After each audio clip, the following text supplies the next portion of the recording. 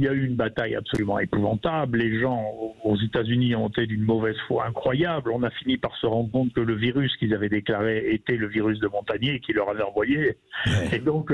l'État français a cédé devant les menaces américaines sur les royalties,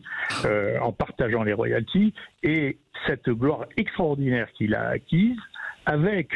un look qui ne donnait pas cette impression de quelqu'un qui était un génie de la découverte, si vous voulez, a fait que cet homme, moi, pendant qu'il était encore en activité, était haï à un point qui dépasse l'entendement, y compris dans son institut de travail.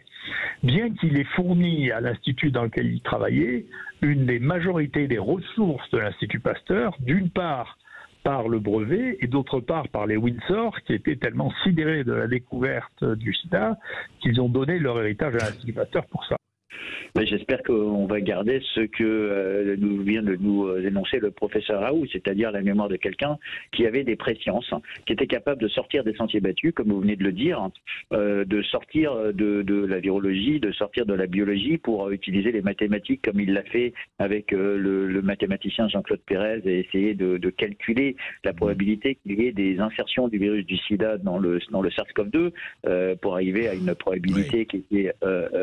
tellement élevée que l'origine naturelle pour eux était infinitésimale, ce qui lui a valu d'être, on va dire, traité de complotiste, d'être vilipendé. Il y a des articles scientifiques qui ont été publiés en juillet 2020 et dès juillet 2020, je me souviens avoir eu des conversations avec lui et Jean-Claude Pérez où il me tannait de publier, on va dire, cet article scientifique que nous avons publié qu'en août 2020 avec le livre du professeur Trito